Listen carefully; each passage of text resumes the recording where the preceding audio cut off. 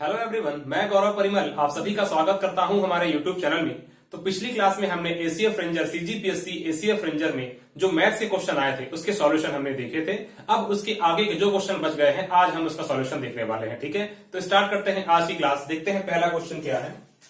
जो सॉल्यूशन था अभी आगे का जो आएगा हो सकता है उसके क्वेश्चन के क्रम में आगे पीछे कुछ हो सकता है, लेकिन उससे फर्क नहीं पड़ता। तो पहला क्वेश्चन आज की क्लास का आपके स्क्रीन में नजर आ रहा होगा कि यदि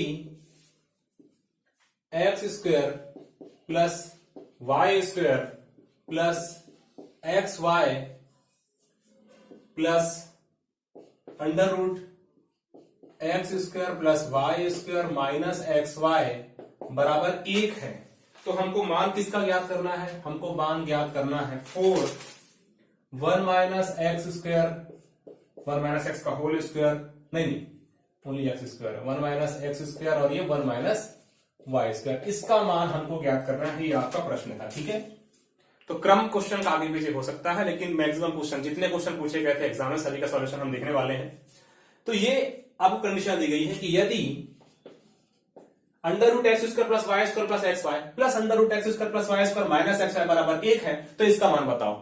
हम में से मैक्सिमम लोग या समझ लो 100 में से 90 लोग मान सकता हूं कि हम लोग इसको देखेंगे कि ये कंडीशन दी गई है, इसको सॉल्व करते यहां पहुंचेंगे। सभी के सभी यही करेंगे।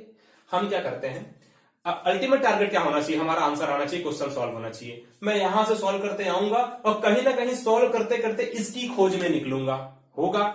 और एक बड़े इक्वेशन को 4 कॉमन निकालना, इसको सेपरेट करना थोड़ा मुश्किल हो सकता है, तो मैं एक काम कर सकता हूं, इसको पहले सॉल्व करूंगा। मैं यहां से क्वेश्चन स्टार्ट करने की बजाय यहां से क्वेश्चन स्टार्ट करूंगा। और एग्जामिनर ऐसे क्वेश्चन इसीलिए देता है ताकि स्टूडेंट्स अपना टाइम वेस्ट करें, इसमें सॉल्व करते आगे बढ़े, उसके बाद हमको ये ढूंढते ढूंढते पूरा टाइम निकल जाएगा और पेपर में बने हुए क्वेश्चन जो बन सकते थे वो ना बन पाए हमसे। ऐसा कुछ प्लानिंग होती है। क्वेश्चन पेपर जब सेट होता है तो स्टूडेंट की परख किस प्रकार से की जाती है कि कौन सा स्टूडेंट वहां पर डिसीजन टेकिंग पावर को बहुत अच्छे से दिखाता है कि वह क्वेश्चन सॉल्व करने में कौन सा सही तरीका लगाता है। तो हम क्या करेंगे, पहले यहां से मैं सॉल्व करूंगा क्वेश्चन को। क्या करूंगा, 4 को मैं बाहर रखता हूं, 1 minus x square 1 minus y square, मतलब कि 1 माइनस वाई स्क्वायर, एक का गुणा करूंगा पहले, इसमें बहुत बेसिक वाला है ये। तो उसके बाद माइनस एक्स स्क्वायर गुणा करूंगा तो माइनस एक्स स्क्वायर हो जाएगा, माइनस एक्स स्क्वायर इंटू 1। ठीक है, फिर माइनस और माइनस ये plus x square y square ये हो जाएगा। इसका मतलब मैं ये बोल सकता हूं कि 4 और सिंप्लीफाई कर दो, 4 minus 4 y square minus 4 x square plus 4 x square y square. मुझे इसका मान निकालना है बस। ऐसा मुझे कहीं भी मिल जाए तो मेरा काम खत्म। अब ये मेरा टारगेट बदल चुका है, मुझे इसकी खोज में नहीं निकलना, मुझे इसकी खोज में निकलना है। और इसकी खोज में निकलना ज्यादा आसान है, ऐसा मिलना हमारे लिए ज्यादा आसान है इसके कंपेरिजन में। अब वापस आते हैं क्वेश्चन में। हाँ, क्या करता हूं मैं, एक को पक्षांतर कर देता हूं। अब कर सकते हैं भी, अब कोई समस्या नहीं। X square plus y square plus x y बराबर 1 माइनस में कर दूंगा ये x square plus y square minus x y. ठीक है, अब यहां क्या करूंगा, दोनों पक्षों का वर्ग कर देता हूं। दोनों पक्षों का वर्ग करूंगा तो ये हो गया दोनों पक्षों का वर्ग। चलो ठीक है, दोनों पक्षों का वर्ग हो गया। अब इसका वर्ग किया तो अंडर रूट और स्क्वायर कैंसल आउट, मतलब क्या बचेगा, x square plus y square plus x y बचेगा।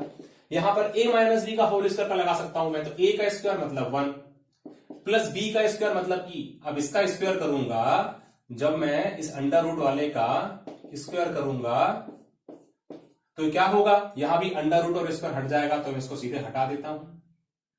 ठीक है, हट गया। मतलब मैंने क्या किया है, मैंने इसका स्क्वायर ले लिया है अंडर रूट के अंदर का, मतलब इससे मैंने स्क्वायर लिया तो मुझे क्या मिला, x square plus y square minus x y. ठीक है, चलिए a माइनस बी मतलब कि a माइनस बी का whole square, a square plus b square minus 2ab minus 2, a क्या है 1 और b क्या है ये वाला पूरा, तो b मैं लिख देता हूं x square plus y square minus x y. ठीक है, ये हो गया। अब 1 का मल्टीप्लिकेशन होने से कोई फर्क नहीं है, तो यहां सीधे सीधे 2ab ये अपना आ गया।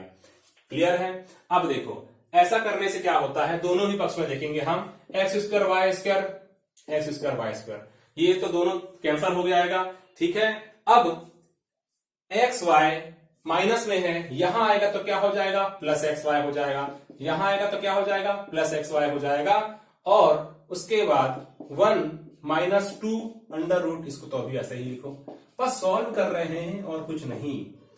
प्लस एक्स वाई मतलब कि 2xy, 1 पे काम करता हूं, यहां ला लेता हूं, -1, अब ये -2 x square y square minus x y. ठीक है, अब यहां से मैं काम करता हूं, क्या करता हूं, यहां से इन दोनों का मैं क्या करता हूं, वर्ग ले लेता हूं। ठीक है, क्यों? क्योंकि मुझे इस अंडर रूट को हटाना है। मुझे सॉल्यूशन की ओर अगर मैं देखता हूं तो मुझे कहीं अंडर रूट नजर नहीं आ रहा है, इसका मतलब मुझे यहां अंडर रूट को हटाना ही पड़ेगा, ऐसा दिमाग लगाना पड़ेगा। ठीक है, तो मैं क्या करता हूं, दोनों का स्क्वायर ले लेता हूं, स्क्वायर मतलब वर्ग कर देता हूं। ठीक है, तो क्या हो जाएगा ये a माइनस बी, फिर से तो मतलब a का स्क्वायर मतलब कि इसका स्क्वायर लूंगा मैं, तो 2 का स्क्वायर 4 और ये x square y square plus 1 हो जाएगा, प्लस ए बी स्क्वायर। ठीक है ना, -2ab -2a मतलब कि 2xy, b मतलब कि 1, यहां से -2 का स्क्वायर मतलब कि +4 हो जाएगा ये, और यहां अंडर रूट फिर हट जाएगा इसमें से भी, तो हमारा ये आ गया। ठीक है, अब देखो 4x square y square plus 1 plus -2 × 2 4xy बराबर यहां से 4x square plus 4y square minus 4xy। अब देखो यहां से देखो -4xy चले गया, क्लियर है। हमको कुछ -4x स्क्वायर नजर आना चाहिए था, हमको नजर आना चाहिए -4x स्क्वायर, तो इसको मैं यहां ला लेता हूं। ठीक है, और देखो 4x square y square plus 1 -4x square -4y square बराबर 0, ये मुझे मिल चुका है। मुझे रिक्वायरमेंट किसकी थी, 4 की थी। अच्छा, यहां पर देखो 4 -4y स्क्वायर इस प्रकार से नजर आ रहा है। ठीक है, -4y स्क्वायर है यहां पे, -4x स्क्वायर है यहां पे, plus 4x square y square है यहां पे, +4 है क्या, नहीं है, नहीं है ना +4, कोई बात नहीं, +1 तो है। अगर मैं दोनों ही पक्षों में +3 कर देता हूं, यहां मैंने +3 कर दिया और यहां भी मैंने +3 कर दिया, तो कोई फर्क पड़ेगा क्या? अगर मैंने बाएं पक्ष और दाएं पक्ष में दोनों में +3 कर दिया तो कोई फर्क पड़ेगा क्या? अलजेब्रा में कुछ ऐसा फर्क पड़ता है? नहीं पड़ता। मैंने बाएं पक्ष में +3 क्यों किया है, मन में यह सवाल आएगा, तो मुझे +4 चाहिए था, इसलिए मैंने +3 किया, +1 पहले से था, +3 कर दिया, अब मुझे +4 मिल गया। अच्छा, मैंने लेफ्ट हैंड साइड जो काम किया है वो राइट हैंड साइड भी करना पड़ेगा, तो यहां से मुझे मिल जाएगा, क्या मिल जाएगा, 3 और 1 4 plus 4x square y square minus 4x square minus 4y square और बराबर ये 3। यही तो मुझे निकालना था, उसके बराबर में क्या, 3, और यही 3 क्या है, मेरा आंसर, हमारा काम खत्म। ठीक है, ये हुआ, इस प्रकार से आपके सामने सॉल्यूशन है, इस प्रकार से आपको ये क्वेश्चन सॉल्व करना था। ऑप्शन नंबर क्या है, बी है, ऑप्शन नंबर बी 3 आपका इस क्वेश्चन का करेक्ट आंसर हो जाएगा। तो ये होना चाहिए किसी भी क्वेश्चन को सॉल्व करने का सही तरीका, सही अप्रोच। ठीक है, और ऐसी मतलब अप्रोच करना, इस प्रकार से दिमाग लगाना कैसे बनता है, जितना आप टेस्ट सीरीज देंगे, हमारा ज्येष्ठ संपरीक्षक सहायक संपरीक्षक की टेस्ट सीरीज लॉन्च हो चुकी है, एक टेस्ट अपलोड भी हो चुका है। टेस्ट सीरीज का प्राइस है 149, बिल्कुल इसे आप दीजिए। ठीक है, अगर आपने संपरीक्षा का फॉर्म भरा है तो बिल्कुल देना ही चाहिए, और अगर नहीं भरा है तो भी दीजिए, क्योंकि मैथ्स और रीजनिंग के क्वेश्चन तो रहेंगे ही, साथ में जीएस के क्वेश्चन आपको मिलेगा, उसमें हिंदी के 100 क्वेश्चन मिलेंगे, साथ में आपको छत्तीसगढ़ के क्वेश्चन मिलेंगे, करंट अफेयर के क्वेश्चन मिलेंगे। तो टेस्ट सीरीज बिल्कुल अपडेट रहा कीजिए, 149 रेट है, और किसी प्रकार कोई समस्या आती है परचेज करने में तो बिल्कुल इस नंबर पर मुझे कॉल कीजिए। ठीक है, चलिए अब इसके बाद हम देखते हैं नेक्स्ट क्वेश्चन कौन सा है। इस प्रकार से क्वेश्चन सॉल्व होता है, वरना फिर कई बार कार्ड ड्राफ्ट पेपर में काट के बना के देख रहे हैं, आ ही नहीं रहा है, हम इसकी खोज में निकलेंगे तो कैसे, फिर वहां तो कॉमन निकालने में हालत खराब हो जाएगी, कहां से इतना लंबा चौड़ा कॉमन निकालेंगे। चलिए नेक्स्ट क्वेश्चन क्या है, एक क्वेश्चन था ज्यामिति वाला, वृत्त के बाहरी बिंदु P से PA और PB O केंद्र वाले वृत्त की स्पर्श रेखाएं हैं। ठीक है, टेंजेंट वाला ये अपना एक वृत्त है, ये है वृत्त। ठीक है, अब थोड़ा सा एकदम फ्री हैंड बना रहा हूं तो इसको आप समझ लीजिए, एक वृत्त जैसा। ठीक है, ये वृत्त है, इसमें क्या है, P से PA और PB, वृत्त से बाहर एक बिंदु, तो यहां पर एक मैंने बिंदु ले लिया P, पी ए और पीबी वृत्त की स्पर्श रेखाएं हैं। तो यहां मैंने एक बिंदु ए, यहां बिंदु बी और ये इसकी स्पर्श रेखा खींचो इसमें, ये स्पर्श रेखा, ठीक है। अब ए और बी वृत्त पर स्थित बिंदु है, ठीक है, वृत्त पर स्थित बिंदु है, ठीक है। सी लघु चाप ए भी। अब देखो चाप कौन सा चाप है, ये वाला, ये लघु चाप, ठीक है, ये वाला बड़ा नहीं, ये छोटा। अब इस प्रकार से नजर आ रहा है। एक काम करता हूं, मैं ए को यहां लेता हूं, बी को मैं थोड़ा सा ये यहां लेता हूं, ये ऐसा। तो ये अपना बिंदु बी है, ये ए है। तो लघु चाप मतलब ये वाला चाप, ठीक है। एक स्थित बिंदु है, तो एक मैंने ले लिया बिंदु सी। यदि ए सी बी बराबर 128 है, ए सी बी मतलब ये हुआ, ए को मैंने सी से मिलाया और ये मैंने बी से, तो ये वाला कोण कितना है, 128 है। तो एपीबी का मान ज्ञात करो। तो एपीबी मतलब कि ये वाला एंगल जो है, ये वाला एंगल, ये हमें फाइंड आउट करना है, ठीक है। चलिए देखिए कॉन्सेप्ट का खेल। सबसे पहले तो क्या करता हूं, इसका सेंटर का है, तो इसका सेंटर ये है ओ, ठीक है। तो इसको मैं क्या करता हूं, इस प्रकार से ऐसे मिला देता हूं। सबसे पहली बात तो ये स्पर्श रेखा वाले में दो बातें क्लियर होना चाहिए कि कभी भी ऐसी स्पर्श रेखा खींची जाती है वृत्त के बाह्यतम बिंदु से, बाहर में स्थित कोई बिंदु है पी, यहां खींचा जाता है, तो ये वृत्त में जो केंद्र है, यहाँ ये वाला जो एंगल होता है, ठीक है ना। क्वेश्चन क्या है बाद में देखेंगे, फिलहाल तो एक जानकारी वाली चीज, ये वाला जो है ये कितना होता है, 90 होता है, ठीक है ना। स्पर्श रेखा में ये क्या होता है, 90 होता है। उसी प्रकार से सेम कॉन्सेप्ट यहां अप्लाई होगा। ये जो है ये वाला जो कोण है ओ बी पी, ये वाला ओ बी पी, ये कितना है, ये वाला 90 डिग्री है। कितना है, 90 डिग्री है। चलिए हमें निकालना क्या था वो देखते हैं। हमें एपीबी निकालना है, मतलब कि हमें ये वाला कोण निकालना है। हमको ये वाला कोण निकालना ही पड़ेगा, ठीक है। ये वाला जो कोण है हमें ये निकालना ही पड़ेगा। और ये कोण क्या होता है, देखिए सबसे पहले ये है एंगल ए सी बी, मतलब अगर मैं निकालूं एंगल ए सी बी को अगर मैं निकालना चाहूं तो क्या होता है तरीका, एंगल ए सी बी बराबर होता है 180 minus angle A O B minus angle A O B और ये हाफ, मतलब ए ओ बी का आधा। ये होता है रिलेशन किसके किसके बीच में, ए सी बी और ए ओ बी के बीच में रिलेशन, अगर इस प्रकार की कंडीशन दी गई हो तो, ठीक है। तो चलिए ए सी बी तो हमको दिया गया है 128, ये तो दिया गया है 128 डिग्री, 180 माइनस 1/2 ए ओ बी मैं निकालूंगा, उसके बाद मैं यहां तक जाऊंगा, ठीक है। तो 180 ये माइनस हो जाएगा, तो 180 माइनस मतलब 128 माइनस 180 माइनस 1/2 ए ओ बी, तो 80 मतलब क्या हो जाएगा, 2 मतलब 30 और 50 52 माइनस 52, तो माइनस माइनस कैंसल आउट हो जाएगा, माइनस 1/2 ए ओ बी, माइनस से माइनस गया, ठीक है। तो 52 दूनी क्या हो जाएगा, ये अगर ये आधा है तो 52 दूनी हो जाएगा 104, तो एंगल ए ओ बी बराबर क्या हो जाएगा, 104 डिग्री हो जाएगा। अब ए ओ बी 104 डिग्री आ चुका है, ये वाला है 104 डिग्री, हमको पता है ये 90 है, ये 90 है, ये 104 है, तो इसको निकाल सकते हैं ना।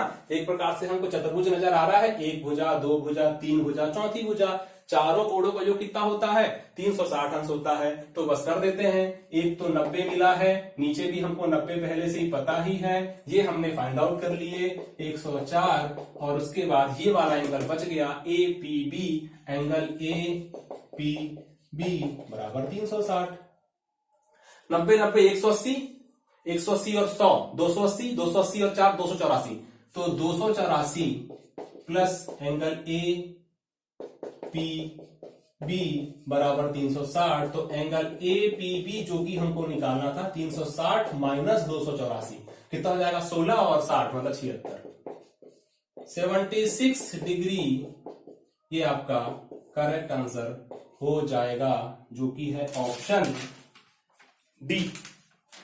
ऑप्शन डी में आपका करेक्ट आंसर है, ठीक है। ये हुआ, इस प्रकार से आपको ज्यामिति का ये वाला प्रश्न हल करना था, ठीक है। चलिए अब इसके बाद आगे और कैसे क्वेश्चंस थे इसको आप देख लेते हैं। तो जितना प्रैक्टिस करेंगे उतना ज्यादा बढ़िया है। नेक्स्ट क्वेश्चन क्या है, तो क्वेश्चन है एक ठोस घन का किनारा 6 सेंटीमीटर है, इसे 4 बराबर भाग प्राप्त करने के लिए शीर्ष चेहरे के विकर्णों के साथ काटा जाता है। प्रत्येक भाग की कुल सतह सेंटीमीटर वर्ग में क्या है? देखिए, एक ठोस घन का किनारा, मतलब कि घन बनाता हूं पहले, तो घन जो होगा वो इस प्रकार का हमें लगभग नजर आएगा। ध्यान समझिएगा इस क्वेश्चन को, बहुत अच्छा कॉन्सेप्चुअल क्वेश्चन है। ये एक घन के जैसा फ्री हैंड मैंने बनाया है, तो एज्यूम कीजिए घन है, ठीक है। तो इसका किनारा 6 सेंटीमीटर, मतलब कि यहां से लेके यहां तक कोई भी एक किनारा 6 सेंटीमीटर, या फिर ये बोलूं कि a बराबर 6 सेंटीमीटर है, ठीक है। क्या करते हैं, 4 बराबर भाग प्राप्त करने के लिए शीर्ष चेहरे के विकर्णों के साथ काटा जाता है। शीर्ष चेहरे के विकर्णों के साथ, मतलब कि ये इसका चेहरा ये है, एक कोई भी एक फलक ले लो, सतह ले लो, इसका विकर्ण कैसा होगा? ये इस प्रकार से होगा, ये इस प्रकार से, ठीक है। इसको मैं अलग से यहां ड्रॉ करता हूं। एक सतह अगर मैं देखूंगा तो मुझे इस प्रकार से नजर आएगी, और मुझे इसको काटना कैसा है कि ये जो एक सतह है उसको विकर्णता काटना है एक बार, फिर उसके 4 हिस्से, मतलब कि दूसरे विकर्ण से फिर काटूंगा ये दूसरी बार। तो इसके 4 हिस्से मुझे कैसे कैसे प्राप्त होंगे? पहला हिस्सा मुझे कुछ इस प्रकार से मिलेगा, ये वाला हिस्सा अलग कर दिया, ये वाला हिस्सा फिर मुझे ऐसा मिलेगा, ये वाला मैंने अलग कर दिया, ये वाला हिस्सा मुझे इस प्रकार से मिलेगा, अलग कर दिया, और यहां कहां करूं तो ये वाला हिस्सा मुझे कुछ इस प्रकार से मिलेगा, ये वाला मैंने यहां अलग कर दिया। तो इस एक हिस्से, चारों के चारों हिस्से बराबर हैं, इसमें से किसी एक हिस्से का मुझे क्या बताना है? सतह क्षेत्रफल बताना है। ये है इस क्वेश्चन, इस प्रकार से पूछा गया है। अब देखिए, ये एक घन एक 3D इकाई है, 3D व्यू मुझे यहां से, इसमें आप देखेंगे तो अगर मैंने ये वाला हिस्सा पूरा अलग कर दिया तो मुझे इसके टोटल कितने सरफेस है, टोटल का क्षेत्रफल निकालना है। तो मैं क्या करूंगा, एक मुझे त्रिभुजाकार आकृति नजर आ रही है कि नहीं? ठीक है। इसका मतलब जब मैंने, देखिए ध्यान से देखिए, ये वाला हिस्सा ना पूरा अलग है, ये वाला हिस्सा मैंने इसको अलग से ऐसा निकाल लिया, ऐसा एज्यूम कीजिए कि ये वाला हिस्सा मैंने पूरा अलग निकाल लिया, तो एक त्रिभुजाकार यहां नजर आ रहा है, तो ये वाला पीछे वाला भी निकला होगा, बिल्कुल सेम टू सेम। जैसे ये एक त्रिभुजाकार आकृति मुझे यहां नजर आ रही है, तो जस्ट इसके अपोजिट साइड एक और त्रिभुजाकार आकृति होगी, तो वो भी निकल जाएगी। अगर मैं इसको इस प्रकार से गणित काटूंगा तो इस प्रकार से मुझे कितने त्रिभुज प्राप्त होंगे? 2 त्रिभुज प्राप्त होंगे। 2 त्रिभुज का मुझे क्षेत्रफल निकालना पड़ेगा, ठीक है। और इसको भले मैंने काट दिया, लेकिन ऊपर वाला हिस्सा, ये आकृति क्या है? घन के प्रत्येक फलक अगर देखूंगा तो कैसे होते हैं? 2D की ओर से देखूंगा तो वर्गाकार ही नजर आते हैं, तो एक मुझे वर्ग का क्षेत्रफल निकालना पड़ेगा। ये क्या है? ये जो मैं आपको यहाँ मार्कर पेन जो चला रहा हूं, ये क्या है? वर्गाकार है। ऐसा नहीं कि आप देख लिए सामने से, अरे समांतर चतुर्भुज टाइप दिख रहा है, ये ऊपर से जाके देखूंगा क्या है? वर्गाकार है। चाहे ये फलक हो, ये फलक हो, नीचे वाला फलक हो, ऊपर वाला फलक हो, इधर वाला फलक हो, घन के प्रत्येक फलक हम देखेंगे 2D की तरफ से, तो कैसे इसके फलक की आकृति कैसी होती है? वर्गाकार होती है। तो एक वर्ग का क्षेत्रफल मुझे निकालना पड़ेगा, ठीक है। अब ध्यान दीजिए, जब ये ऊपर मैंने निकाल लिया, इसको 20 से काट दिया तो ये अलग हो गया, और इस अलग हुए वाले भाग का ही मुझे क्षेत्रफल निकालना है। तो जब अलग हुआ तो यहां से भी तो कुछ ये एरिया हो गया 1, पीछे वाला 2, ऊपर वाला 3, तो आइड साइड के 2 बच गए। ये जो है एक ये वाला हिस्सा और एक ये वाला हिस्सा, ये कैसे है? आयताकार होंगे। ये वाला हिस्सा जो निकला होगा ऊपर की ओर, और यहां से जो निकला होगा ये आयताकार होगा, मतलब कि मुझे 2 आयत का क्षेत्रफल भी निकालना पड़ेगा। ये सब मैंने निकाल दिया, क्वेश्चन सॉल्व हो गया। तो निकालते हैं त्रिभुज का क्षेत्रफल। कैसे निकल जाएगा? अगर ये वाला एरिया है, इसका मतलब त्रिभुज क्षेत्रफल होता क्या है? 1/2 आधार गुणित ऊंचाई, यही होता है। तो आधार क्या है? ये त्रिभुज अगर मैं निकालता हूं क्षेत्रफल कभी भी, तो ये मेरा आधार होता है, और ये इसको लेता हूं ऊंचाई, होता है कि नहीं? तो आधार क्या हो गया? यहां पर इस त्रिभुज का आधार क्या नजर आ रहा है? ये कितना है? ये कितना है? ए है। फिलहाल मैं ए ही करता हूं, लास्ट में 6 सेंटीमीटर पुट कर दूंगा। ऊंचाई कितना हो जाएगा? देखो ऊंचाई कितना हो जाएगा? ऊंचाई मतलब यहां से लेके यहां तक, कहां तक? ये वाला, ये है ऊंचाई, और ये मैं निकालना चाहता हूं। तो कैसे निकाल सकता हूं? ये देखो, अगर मैं इसको ये निकालना चाहता हूं तो इसके जस्ट बराबर में ये मिलेगा मुझे। तो ये यहां से लेके यहां कितना है? मुझे ये पता है कि यहां से लेके यहां तक कितना है? टोटल ए है कि नहीं? वर्ग के किनारे लगभग बराबर, सभी बराबर होते हैं, तो ये a है, तो यहां से लेके यहां तक ये कितना होगा? a/2। जब ये a/2 है तो जस्ट इसके बराबर देखो, ये देखो ये कितना होगा? ये भी तो a/2 होगा।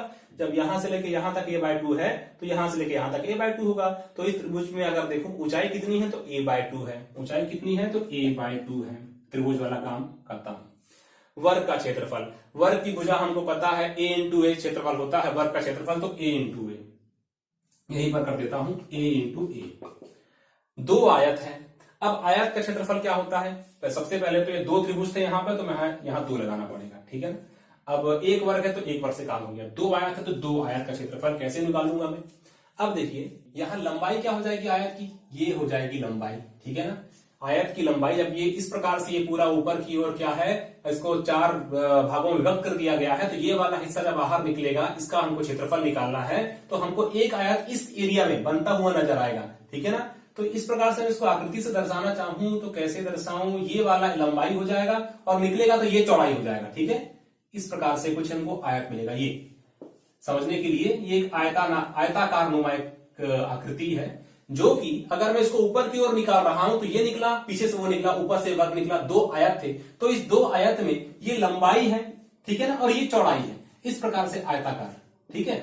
तो ये लंबाई है जो कितनी है a है, तो आयत की लंबाई क्या होता है, फॉर्मूला लंबाई गुणित चौड़ाई होता है, लंबाई गुणित चौड़ाई। तो लंबाई क्या हो गई, a हो गई, चौड़ाई निकालना है मुझे। देखिए ये a है जो लंबाई है, ये वाला चौड़ाई है, ये वाला। अब ध्यान से देखो, यहां से यहां a/2, तो यहां से यहां ये भी क्या है a/2 है। मैं इसको निकाल सकता हूं, बिल्कुल निकाल सकता हूं। ये देखो एक मुझे समकोण त्रिभुज बनता हुआ नजर आ रहा है और ये मुझे कर्ण दिख रहा है, तो इस कर्ण को निकालना चाहूं तो क्या हो जाएगा, कर्ण का वर्ग बराबर लंब का वर्ग धन आधार का वर्ग, मतलब कि a/2 का होल वर्ग और a/2 का होल वर्ग। ये a/2 कैसे हुआ, ये पूरा a था तो ये a/2 हुआ, और ये वाला a/2 हमने निकाले हैं। तो इसका मतलब ये हो जाएगा a²/4 प्लस a²/4, मतलब कि 2a²/4, ये 2 से 2 कट गया। ये कर्ण का स्क्वायर था ना, मुझे तो मात्र यहां पर कर्ण चाहिए था, तो क्या ले लूंगा, अंडर रूट ले लूंगा। a²/2 मतलब a² का अगर अंडर रूट लूंगा तो a आएगा, और 2 का अंडर रूट 2, तो a√2, तो इसकी चौड़ाई क्या आ गई, चौड़ाई आ गई a√2, a/√2। ये हो गया, बस इसको जोड़ दो, आ जाएगा। यहां पर देखो क्या हो जाएगा, 2 से 2 कैंसिल हो जाएगा और a²/2 हो जाएगा, ठीक है, प्लस a² हो जाएगा। और यहां पर देखो √2 और √2 अगर मैंने कर दिया तो ये हो गया कैंसल आउट, और ये √2a², यहां से a² अगर मैं कॉमन सभी में से निकाल लेता हूं, a² में कॉमन सभी में से निकाल लेता हूं तो 1/2 प्लस 1 प्लस √2। अब ये 3/2 मतलब यहां सोल्व कर लेता हूं आगे, ये हो जाएगा आपका a² और ये 3/2 प्लस √2। आंसर किस तरीके से पूछा गया है उस पर डिपेंड करता है। ऑप्शन में आपको दिया गया है √2 अलग से दिया है, ठीक है, तो मैं क्या करूंगा, a बराबर क्या था, a बराबर 6 था, तो 36 मान रख दो, a बराबर 6 मतलब a² बराबर 36 प्लस √2। अब यहां से अंदर मल्टीप्लाई कर दो, तो हम अंदर मल्टीप्लाई करूंगा तो 36 गुणित 3/2 और ये 36 √2, तो ये कट जाएगा 2 18, तो 18 3 54 प्लस 36 √2, और ये है आपके ऑप्शन में ऑप्शन ए, ठीक है, ये है आपका आंसर। इस प्रकार से ये क्वेश्चन सॉल्व करना था, ये था इस क्वेश्चन को सॉल्व करने का तरीका कि मुझे एक घन को 4 भागों में काटना है और हर एक हिस्से का टोटल सरफेस एरिया निकालना है। अब हर एक हिस्से में मुझे एक त्रिभुज इस तरफ मिल रहा है, एक त्रिभुज पीछे की ओर मिल रहा है, एक वर्ग ऊपर की ओर मिल रहा है, यहां पर एक आयत मिल रहा है, इस तरफ एक आयत मिल रहा है। इस आयत की लंबाई चौड़ाई कैसे निकालना है, त्रिभुज की लंबाई चौड़ाई कैसे निकालना है, बस उसी पर बेस्ड ये पूरा क्वेश्चन था, ठीक है। इस प्रकार से हमने इस क्वेश्चन को सॉल्व किया। चलिए आगे नेक्स्ट क्वेश्चन की ओर आगे बढ़ते हैं। इसका आंसर आएगा 54 प्लस 36 √2। बहुत ज्यादा डीप में पूछा गया क्वेश्चन, लेकिन टफ नहीं बोल सकते अगर आपको थोड़ा बहुत ज्यामिति के मतलब क्षेत्रमिति के फॉर्मूले याद है मेंसुरेशन के, तो उतना टफ नहीं है। हाँ, टाइम टेकिंग जरूर बोल सकते हैं। नेक्स्ट क्वेश्चन, तो क्वेश्चन है 42 सेंटीमीटर ऊंचाई और 9 सेंटीमीटर आधार की त्रिज्या वाले एक ठोस शंकु को पिघला करके 7 सेंटीमीटर त्रिज्या और 18 सेंटीमीटर ऊंचाई वाला एक ठोस बेलन बनाया जाता है तो इस प्रक्रिया में कितनी सामग्री बर्बाद होती है? ये आपका क्वेश्चन है। देखिए, जब भी किसी एक वस्तु को, जैसे कि यहां पर क्या किया गया है, एक शंकु को पिघला करके बेलन बनाया गया है, ठीक है, तो जो शंकु का जो आयतन होगा वो हम निकालेंगे, जो कि क्या होता है 1/3 पाई आर स्क्वायर एच, ठीक है। फिर पिघलाने के बाद क्या बना है, बेलन बना है, तो बेलन का आयतन हम निकालेंगे। तो जब शंकु को पिघलाया गया, बेलन बनाया गया, तो इस प्रक्रिया में कितना सामान बर्बाद हुआ है उसका ऑप्शन आपको प्रतिशत में दिया गया है। तो कितने प्रतिशत की हानि हुई है टोटल मटेरियल में, ये आपका क्वेश्चन है। जैसे कि अगर मैं आपसे ये कहूं कि पहले एक शंकु का आयतन, सिर्फ समझाने के लिए, पहले एक शंकु का आयतन 100 था। अब जब उसको पिघलाया गया, बेलन बनाया गया, तो वो क्या हो गया, जो बना हुआ बेलन है उसका आयतन 90 हो गया। शंकु का आयतन में जो था वो 900 था, बेलन का आयतन 90 हो गया। तो बताइए कितने प्रतिशत क्या हुआ है, सामान की बर्बादी हुई है। तो कितने प्रतिशत सामान की बर्बादी हुई है, तो 100 और 90 का अंतर मतलब कि 10, किसके रिस्पेक्ट में, 100 के रिस्पेक्ट में। मतलब कि मैं यहां से ये बोलूंगा कि 10% सामान की बर्बादी हुई है।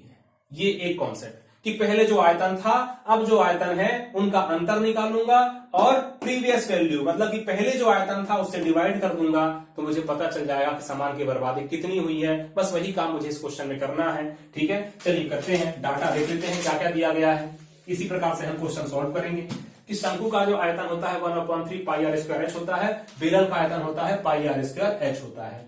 अब 42 सेंटीमीटर ऊंचाई है, मतलब कि क्या है ये, पाई का मान 22/7, आर स्क्वायर, आर कितना है इसमें 9 सेंटीमीटर, आर की त्रिज्या तो 9 गुणित 9, ऊंचाई कितनी है 42 सेंटीमीटर, ये हो गया। तो ये हो गया शंकु का आयतन, ठीक है। जैसे कि अभी मैंने बताया था 100 - 90 वाले में, तो ये कौन सा है, ये 100 वाला है, ऐसे समझ लीजिए। इसमें मैं घटाऊंगा इसके आयतन को, अभी मैंने किया था ना 100 - 90, क्यों किया, पहले आयतन इतना था, अब इतना हो गया, तो कितना कम हुआ ये पता कैसे चलता है, घटा के। यहां 10 कम हो गया, कैसे पता चला, 100 में से 90 को घटा के।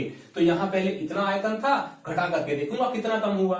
तो कितना कम हुआ यहां देखते हैं 22/7, और मान रखते हैं आर का मान क्या हो जाएगा 18 सेंटीमीटर ऊंचाई, मतलब 18 ऊंचाई है और 7 सेंटीमीटर त्रिज्या, तो 7 गुणित 7, ये ठीक है। तो ये मुझे पता चल जाएगा कि सामान की इतनी बर्बादी कितनी हुई है। अगर पहले इतना था तो इतना हो गया, दोनों का अंतर निकाल लो, पता चल जाएगा कितना सामान वेस्ट गया। लेकिन प्रतिशत में पूछा गया है हमसे, प्रतिशत में पूछा जाता है तो प्रीवियस वैल्यू को हम क्या करते हैं, डिवाइड करके सॉल्व करते हैं। तो ये वाला जो पूरा पूरा यहां आ जाएगा 1/3 22/7, 9 गुणित 9 गुणित 42, और प्रतिशत में निकालना है तो ये सब कुछ जो हो रहा है इसको इंटू 100, ये ऐसा।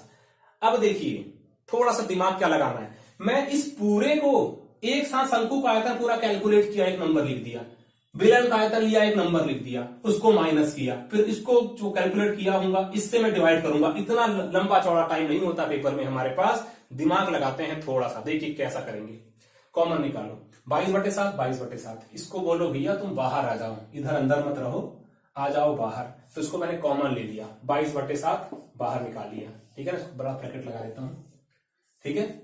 और कुछ बाहर निकल रहा है क्या, 9 बाहर निकल रहा है।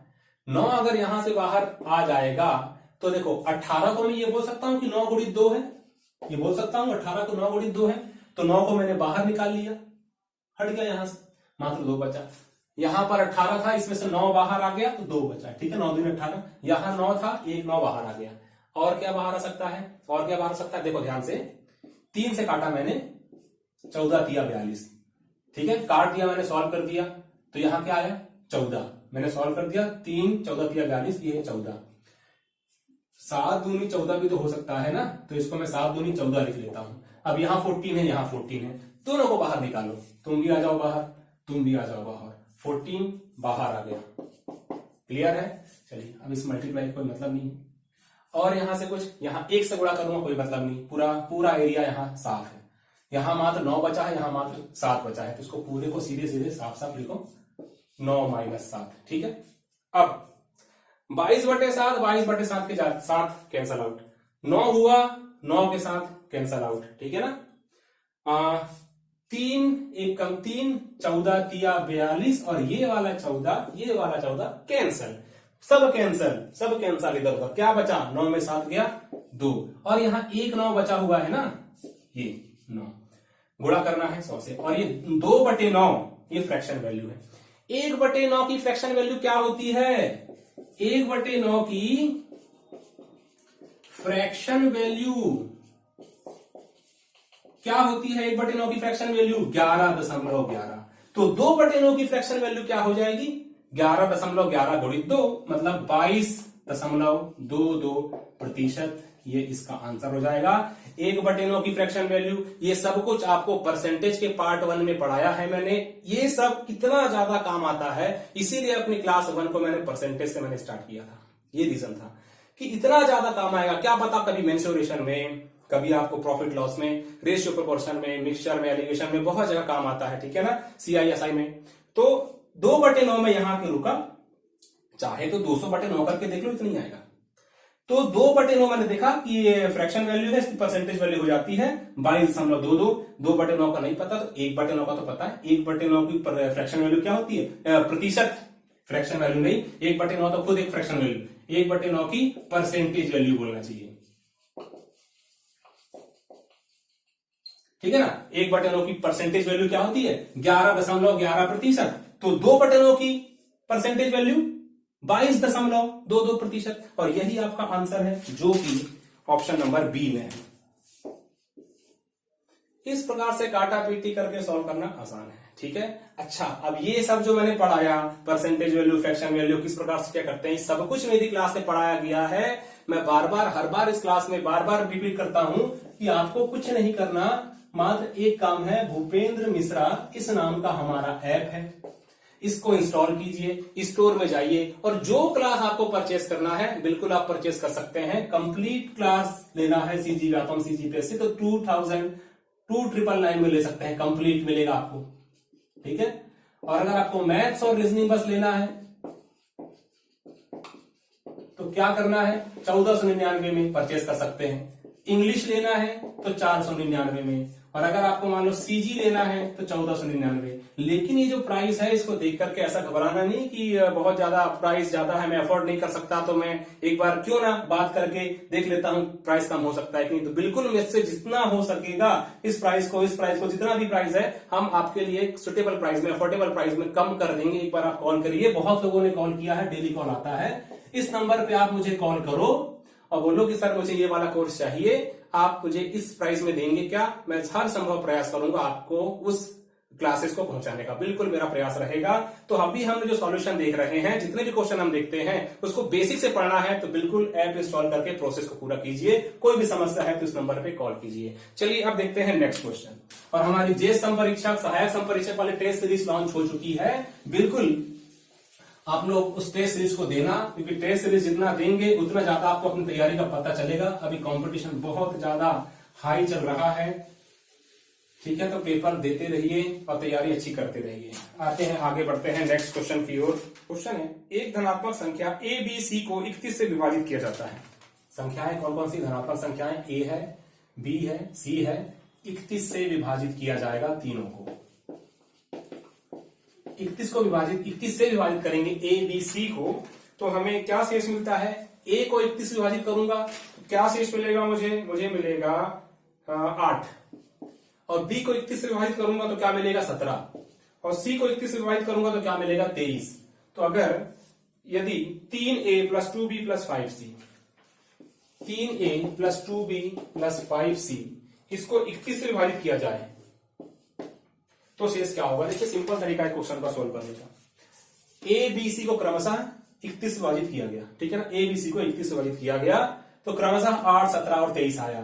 तो मुझे क्या करना है? A, B और C की जगह बस इनके शेषफल को ही रख देना है, बस, और कुछ नहीं करना है। A का मान क्या है, शेषफल क्या आया है? A की जगह इसका A का शेषफल रख दो, B की जगह B का शेषफल रख दो, और 5C क्या है 23 रख दो, जो C को 31 डिवाइड करने पर आया था। डिवाइड कर दो 31 से, बस आंसर है। फिर 8 या 24, 7 दूनी 34, 24 + 34 23 पंचे मतलब कि ये हो जाएगा 20 पंचे 100, 3 पंचे 15, 100 और 15 115 डिवाइड बाय 31। तो ये हो जाएगा 34 और 24 मतलब कि चलो 4 4 8, 8 5 13 का 3, हासिल आई 1, 1 और 1 2 और 3 5 और 2 7 और ये 1। अब 31 से डिवाइड करो 173 को, 31 से डिवाइड कर दो 173 को। देखो 31 30 पंचे 150, 31 पंचे 155, 31 पंचे 155, 55 में क्या जोड़ूंगा 73 आएगा तो 15 3 18, 18 से इसमें आएगा। ऑप्शन नंबर क्या है? सी। ऑप्शन नंबर सी इस क्वेश्चन का करेक्ट आंसर हो जाएगा। ठीक है, चलिए अब इसके बाद नेक्स्ट क्वेश्चन क्या है देखते हैं। नेक्स्ट क्वेश्चन क्या है? नेक्स्ट क्वेश्चन है 9400 रुपए की राशि को ए, बी एवं सी में इस प्रकार विभाजित किया गया है कि ए को बी से 600 रुपए अधिक। ठीक है, 9400 की राशि है। ए बी व सी को, ए बी और सी को इस प्रकार से विभाजित किया गया है कि ए को बी से 600 रुपए अधिक। मान लो बी को x रुपए मिलते हैं। ठीक है, यहां बी ही लिखता हूं। मान लो बी को x रुपए मिलते हैं तो ए को बी से 600 रुपए अधिक, तो ए को बी से 600 रुपए अधिक, तो ए को कितना मिलेगा? x plus 600। और सी को ए से 700 रुपए अधिक, सी को ए से 700 अधिक, मतलब कि ए से 700 अधिक। तो ए का हिस्सा बताना है, इसका मान निकालना है। तो मेरे ख्याल से ये जितना भी क्वेश्चन हमने सॉल्व किए हैं कल और आज में, सबसे सिंपलेस्ट क्वेश्चन होगा ये। इन सबको जोड़ देना है। आखिर में सबको जोड़ूंगा तो ये तो बनेगा ना। हाँ देखो 6 6 12 7 1900, 1900 3x प्लस 1900, तो 1900 वहां चले जाएगा तो 9400 माइनस 1900। 94 में 20 कम करूंगा तो कितना आएगा? 74 आएगा। लेकिन मुझे एक ज्यादा कम क्यों कर दिया? मुझे तो 7500 करना है। ठीक है ना, ऐसा दिमाग लगाना कि 94 में 20 कम करूंगा तो कितना आएगा? 74 आएगा। लेकिन मुझे 19 कम करना था, मैंने एक ज्यादा कम कर दिया, तो एक बढ़ा दो, 74 से 75 कर दो। ठीक है, x का मान निकालना है तो 7500 बटे 3, तो 25 दिया 75, 2500। x बराबर 2500, तो ये b का है ना, a का निकालना है तो 2500 प्लस 600, यहां मैंने मान रख दिया 3100, और ये आपका सिंपल सा आंसर ऑप्शन क्या है? ऑप्शन डी आपका आंसर हो जाएगा। ठीक है, चलिए आगे नेक्स्ट क्वेश्चन क्या है? नेक्स्ट क्वेश्चन देखते हैं। नेक्स्ट क्वेश्चन है एक नाव कुल 1.8 घंटे में धारा की विपरीत दिशा में 7 किलोमीटर और धारा की दिशा में 10.5 किलोमीटर जा सकती है। मतलब कि 1.8 घंटे टोटल है। धारा की दिशा में इस प्रकार समझेंगे, धारा की दिशा में प्लस धारा की विपरीत दिशा में, धारा की विपरीत दिशा में जाती है तो टोटल समय कितना लगता है? 1.8 घंटा। 1.8 घंटा मतलब धारा की दिशा में जाने वाला समय और धारा की विपरीत दिशा में जाने वाला समय, इन दोनों समय को मैं ऐड करूंगा तो कितना आएगा? 1.8 घंटे आएगा। ये हुआ पहले लाइन का मतलब। ठीक है, तो धारा की विपरीत दिशा में 7 किलोमीटर जाती है और धारा की दिशा में 10.5 किलोमीटर। धारा की विपरीत दिशा में 7 किलोमीटर, धारा की विपरीत दिशा में 7 किलोमीटर। देखो ये समय है तो ये भी समय ही तो है। समय बराबर क्या होता है? एक्चुअल में चाल बराबर क्या होता है? हम एक चीज जानते हैं, दूरी बटे समय। तो समय निकालूंगा तो क्या हो जाएगा? समय यहां आ जाएगा और चाल यहां आ जाएगा, दूरी बटे चाल। तो ये 7 किलोमीटर धारा के विपरीत जा रही है। ठीक है ना, 7 किलोमीटर धारा के विपरीत जा रही है। तो मान लो, मतलब कौन है ये? एक नाव। तो नाव की चाल v है, धारा की चाल u है। v क्या है? नाव की चाल। v क्या है? धारा प्रवाह की चाल, धारा की चाल। तो जब भी विपरीत दिशा में जाते हैं तो ये क्या हो जाता है? v माइनस यू हो जाता है, v माइनस यू हो जाता है। ठीक है, अगर धारा की दिशा में जाएंगे तो v प्लस यू हो जाएगा। तो धारा की दिशा में जब जाएंगे तो ये v प्लस यू हो जाएगा। ठीक है, धारा की दिशा में कितनी दूरी? तो धारा की दिशा में कितनी दूरी है? 10.5 किलोमीटर धारा की दिशा में जा सकती है। तो यहां आ गया 10.5। ठीक है, बराबर क्या है? 1.8। ये हो गया पहला। अगला, यह 1 घंटे में कुल धारा की दिशा में 7 किलोमीटर। 1 घंटे में मतलब कुल, मतलब यहां 1 लिखूंगा मैं। धारा की दिशा में 7 किलोमीटर, धारा की दिशा में मतलब यहाँ 7 किलोमीटर, मतलब कि v प्लस यू, और धारा की विपरीत दिशा में 3.5 किलोमीटर, धारा की विपरीत दिशा में 3.5 किलोमीटर मतलब कि v माइनस यू, ये दूरी बटे 4 बराबर समय, टोटल समय है 1 घंटा। ठीक है, ये धारा की विपरीत दिशा में 14 किलोमीटर जाने में उसे कितना समय लगेगा, मतलब कि हमें निकालना क्या है, 14 डिवाइड बाय धारा की विपरीत दिशा मतलब कि v माइनस यू, इसका मुझे मान निकालना है, वही मेरा आंसर होगा। चलिए आते हैं, अब सॉल्व करते हैं, इसको मिटा देता हूं फिलहाल। देखिए इसको अब मैं 1/v प्लस यू, अगर इसको मैं मान लेता हूं 1/v प्लस यू को मैं मान लेता हूं क्या, x मान लेता हूं, ठीक है, और 1/v माइनस यू को मैं y मान लेता हूं, इससे मेरा क्वेश्चन आसान हो जाएगा। चलो a भी मान लेता हूं, इसको a मान लिया, इसको b मान लिया, ठीक है, कुछ भी मान सकते हैं। तो इसको थोड़ा लिखना मेरे लिए आसान पड़ जाएगा, मैं इस प्रकार से लिख सकता हूं कि 10.5 a, ठीक है ना, ये 1/, ये वाला हिस्सा पूरा a हो गया, प्लस 7b, ये वाला हिस्सा पूरा b हो गया, बराबर 1.8।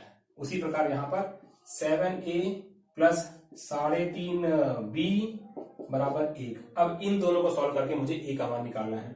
कैसे कर सकता हूं, देखो अगर मैं इसमें 2 का गुणा कर दूं तो ये 7 हो जाएगा, 3.5 दूनी 7 होता है, तो ये क्या हो जाएगा 7a, 7 दूनी 14a, 3.5 दूनी 7b बराबर 2 एकम 2। अब मैं यहां से मान निकाल सकता हूं क्या, a का बिल्कुल निकाल सकता हूं। इस इक्वेशन में से इसको माइनस कर दो, तो इसमें से इसको माइनस कर दो, कर देते हैं, तो ये हो जाएगा आपका, डायरेक्टली यहीं से माइनस कर देते हैं, 10.5 माइनस 14a, ठीक है, 10.5a माइनस 14a मतलब क्या हो जाएगा 3.5a, लेकिन अब ये क्या हो जाएगा माइनस हो जाएगा ना, इसमें से इसको माइनस कर रहा हूं, तो इस वाले इक्वेशन, इसको मैं 1 बोलता हूं, इसको इक्वेशन 2 बोलता हूं।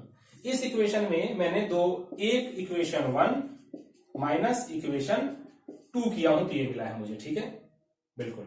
अब 7 ये तो कट जाएगा, 7b में से 7b गया तो क्या हो जाएगा, ये कैंसल आउट हो जाएगा, बराबर क्या बचा 1.8 में से 2 घटाऊंगा तो क्या बचेगा 0.2 बचेगा, ठीक है, और माइनस के साथ, ठीक है, माइनस और माइनस कैंसल, ए, और यहां पर देखो पॉइंट से पॉइंट कैंसल हो जाएगा कि नहीं, अगर मैं ऐसा करूंगा a बराबर 2/0.2 3.5, तो ये हट जाएगा ना, बिल्कुल, यहां हटाओ चाहे यहां, एक ही मतलब है।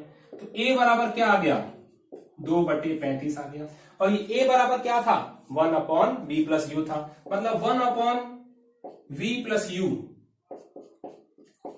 ये मुझे मिल चुका है 2/35, लेकिन मुझे 1/v माइनस यू से मतलब है, तो मैं क्या करूंगा, a तो निकल गया, मैं b निकाल सकता हूं क्या, बिल्कुल निकाल सकता हूं, कहीं एक जगह रख दो, इसमें रख देते हैं ये वाले इक्वेशन में, तो 14a यहां रखता हूं, इक्वेशन लिख लेता हूं पहले, 14a प्लस 7b बराबर 2 यहां से, ठीक है ना, इसमें मैं पुट कर रहा हूं।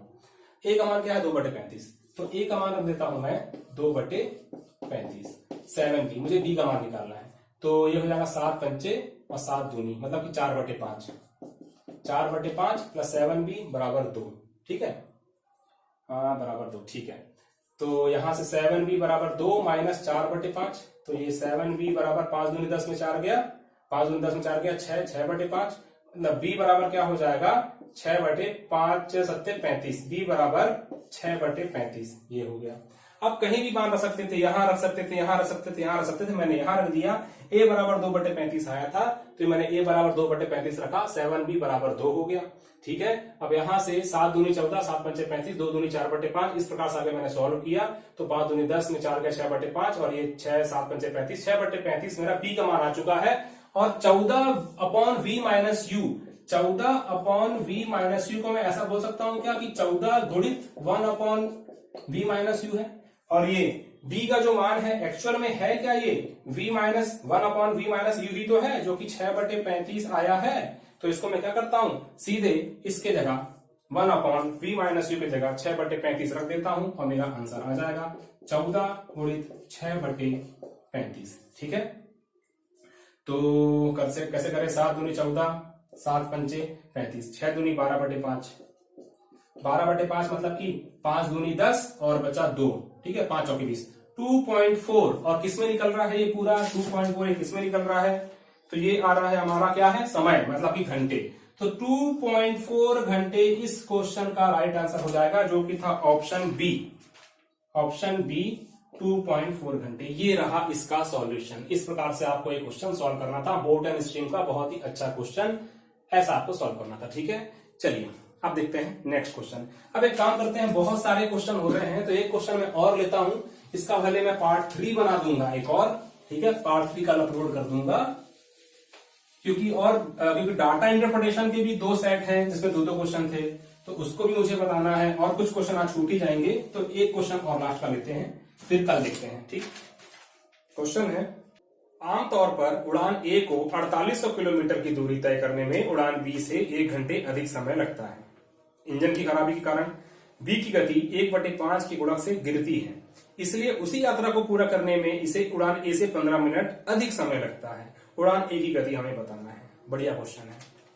ठीक है, तो उड़ान ए को 4800 किलोमीटर, देखिए जो भी है हम एक चीज जानते हैं, मैं बार बार एक बात रिपीट करता हूं, चाल बराबर दूरी बटे समय, बहुत जगह काम आता है। तो समय बराबर क्या है, दूरी बटे चाल। अब यहां दूरी क्या है, दूरी कितने की दूरी तय कर रहे हैं, 4800 किलोमीटर की। तो ए के द्वारा लिया गया समय, ए के द्वारा समय अगर निकालना चाहते हैं हम, तो ए कितनी दूरी तय कर रहा है, उड़ान ए 4800 किलोमीटर। ए की गति मान लेते हैं, ए की चाल या गति क्या है, एक्स है, बी की गति या चाल वाई, ऐसा मैंने मान लिया। तो टोटल 4800 किलोमीटर मतलब दूरी बटे चाल मतलब कि एक्स, ये क्या हुआ, एक दूरी बटे चाल क्या है, ये समय है, ए के द्वारा लिया गया समय, ए के द्वारा लिया गया समय है ये। ठीक है, तो ये वाला जो समय है क्या है, उड़ान बी से 1 घंटे अधिक समय लेता है। उड़ान बी कितना घंटा समय ले रहा है, तो ये कितना ले रहा है, 4800 बटे वाई, दूरी बटे चाल। तो ए जो समय ले रहा है बी से 1 घंटे अधिक ले रहा है, बी से 1 घंटे अधिक ले रहा है। ये हुआ इक्वेशन 1। कैसे मैंने एक वहां की लिखा, जैसे कि मान लो एक नाम राम जो है 4 घंटे में सफर तय करता है, ये श्याम से 1 घंटे अधिक समय लेता है। ठीक है, मतलब कि अगर मान लो मैं ये कहूं कि श्याम जो है 3 घंटे में सफर तय करता है, तो ये 1 घंटे अधिक समय ले रहा है, तो 3 में ये जोड़ूंगा तब तो यहां 4 आएगा ना। श्याम 3 घंटे में सफर करता है, ये से 1 घंटे अधिक समय लेता है, तो 3 में 1 जोड़ूंगा तब 4 आएगा। इसलिए बी से 1 घंटे अधिक ले रहा है, तो ये बी से 1 घंटे अधिक लिया। ये हो गया एक इक्वेशन। क्लियर, चलिए आगे कुछ और ट्विस्ट क्या है, इंजन की खराबी के कारण बी की गति 1/5 की गुणक से गिरती है। 1/5 की गुणक से गिरना बहुत काम आता है, ये वाला चीज, फ्रैक्शन वाला चीज, गिर जाना, कम हो जाना मतलब कि 1/5 से वो 4/5 हो जाना। ठीक है, प्रॉफिट एंड लॉस से बहुत बार पढ़ा है। लॉस हो जाना मतलब कि यहां इन दोनों को घटा देते हैं। तो 1/5 गुणा से गिरती है, तो पहले उसकी स्पीड अगर 1 थी, ठीक है, या फिर यूं कहूं 1/5 से गिर रही है, तो पहले 5 थी, 1 गिर गई तो 4 हो गई। ठीक है, पहले 5 थी, 1 कम हो गई तो 4 हो गई। और अगर मैं मल्टीप्लीकेशन फैक्टर में बात करूं तो 1/5 गुणक से गिरी है, तो अभी वो 4/5 के गुणक से गमन करेगी। ठीक है, चलिए आगे तो क्या होगा, आगे क्या है, इंजन की खराबी कारण बी की गति 1/5 के गुणक से गिरती है। तो बी की जो गति है 4800 बटे वाई, तो ये जो गति है बी की गति क्या है, वाई, बी की गति क्या है, वाई।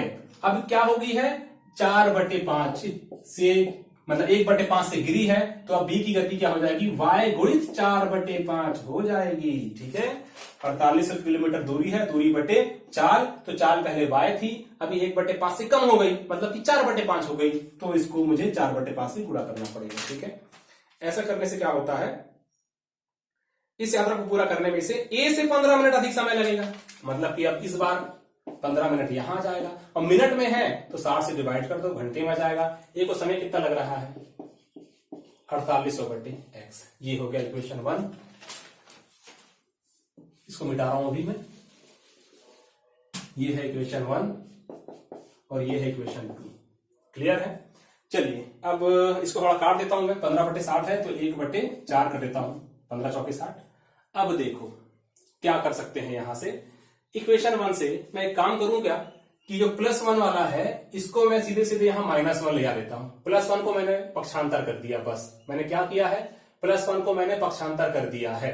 ठीक है, 4800 बटे वाई, 4800, अच्छा ये देखो 4800 बटे एक्स, 4800 बटे वाई, ये मैं नहीं चाहता, मैं थोड़ा सिंप्लीफाई कर देता हूं, मुझे ऐसा बड़े बड़े अंक देखना मजा नहीं आता। इस 4800 बटे एक्स को ना मैं क्या मान लेता हूं, कैपिटल पी मान लेता हूं, अपने मन से, मेरी मर्जी, कैपिटल पी मान लिया, -1 कर दिया, और ये 4800 बटे वाई को मैं कैपिटल क्यू मान लेता हूं, एक स्मॉल क्यू मान लेता हूं, या फिर कैपिटल ही मानो ना सीधे, ऐसा। इसको मैं क्या कर देता हूं, कैपिटल पी प्लस 1/4 बराबर 4800 बटे वाई, मैंने क्या बोला है, क्यू अपॉन 4/5, तो 4/5 है ना, तो 5 यहां ऊपर चले जाएगा, हो जाएगा ना, ठीक है। अब देखो यहां से मैं क्या कर सकता हूं, क्यू का मान क्या है, p-1 है, यहां से क्यू का मान रख देता हूं, यहां p-1, तो ये हो जाएगा p प्लस 1/4 बराबर p-1 इंटू 5/4, ये हो जाएगा। यहां से भी तो कुछ हो सकता था ना, अगर मैं यहां से काम करूं, इनका एलसीएम लेता हूं, तो ये क्या हो जाएगा, 4 हो जाएगा, क्योंकि 4 से कट जाएगा, तो ये हो जाएगा 4p प्लस 1 बराबर, मल्टीप्लाई कर दूंगा 5 से, तो 5p माइनस 5 बटे 4 से 4 कैंसल, p और q मैंने क्यों माना, इतने बड़े बड़े अंक को बार बार लिखना नहीं पड़ेगा मुझे, ठीक है। अब यहां से क्या हो जाएगा, 5p माइनस p, 5p इधर चले जाएगा, तो 5p माइनस 4p, और यहां से एक 5 यहां जाएगा, तो +1 + 5, मतलब कि 6 बराबर p बराबर 6 आ गया। और p मैंने क्या माना है, 4800 बटे x, p मैंने क्या माना है, यहां पे लिख देता हूं, 6 बराबर आया है p बराबर क्या है, 4800 बटे x, ठीक है। x क्या है, x की चाल है, और वही मुझे इस क्वेश्चन में सॉल्व करना था, तो x का मान यहां से निकाल लेता हूं, 4800 बटे 6, 6 8 48, 0000, तो x का मान आ जाएगा 800, क्या निकालना था, x की गति 800 किलोमीटर पर आवर, और ये हुआ इस क्वेश्चन का बढ़िया सा सॉल्यूशन। इस प्रकार से दिमाग लगाना है और क्वेश्चन सॉल्व करना है। ये हुआ क्वेश्चन का सॉल्यूशन, अर्थात 800 kilometre per hour. P Q मानना कहीं किसी बुक में नहीं लिखा। पी क्यू मानना हमें ऐसा है कि हम अपने लिए खुद क्वेश्चन को आसान बनाना चाहते हैं। क्वेश्चन को जटिल बनाने के लिए जाएंगे तो बहुत रास्ते हैं, लेकिन अगर सरल बनाने के लिए जाएंगे तो आपके पास भी बहुत सारे रास्ते हैं, इस बात को भूलना नहीं है, ठीक है। तो ये तो हो गया आज की क्लास। अब कल की क्लास में बाकी बचे हुए क्वेश्चन हम देखेंगे, लेकिन मैं बार बार इस बात को कहता हूं कि किसी को भी अगर इन सभी चीजों को, मैं किस प्रकार से क्वेश्चन सॉल्व कर रहा हूं, कैसा अप्रोच होना चाहिए, अगर सीखना है तो बिल्कुल आप लोग क्या करेंगे, इस नंबर पे कॉल कीजिए, इस नंबर पे कॉल कीजिए, और कोर्स को अगर परचेस करना है तो परचेस कीजिए, और अगर मान लो टेस्ट सीरीज को परचेस करना है तो उसके लिए भी आप बात कर सकते हैं। बस इतना रहे कि किसी प्रकार कोई संकोच नहीं रहे मन में कि कहीं मैं प्राइस कम करने के लिए बात करूंगा तो कहीं कोई गलत तो नहीं है, ऐसा बिल्कुल नहीं है। आपको अगर लगता है कोर्स परचेस करना, प्राइस कम करना चाहते हैं, तो बिल्कुल आपका हर संभव प्रयास किया जाएगा। बस पढ़ाई करते रहिए, टेस्ट सीरीज देते रहिए, और तैयारी में कोई कमी मत रखिए। आज की क्लास में जो क्वेश्चन सॉल्व किया हूं, इसके बावजूद बहुत सारे क्वेश्चन हैं जो बचे हुए हैं, जिसको मैं कल की क्लास में पार्ट 3 के नाम से अपलोड कर दूंगा। उसमें डीआई के क्वेश्चन बचे हुए हैं और बहुत सारे रैंडम क्वेश्चन और भी हैं जिन्हें मुझे सॉल्व करना है। तो कल की क्लास में मुलाकात होगी, तब तक के लिए धन्यवाद। वीडियो को अंत तक देखने के लिए आप सभी का धन्यवाद।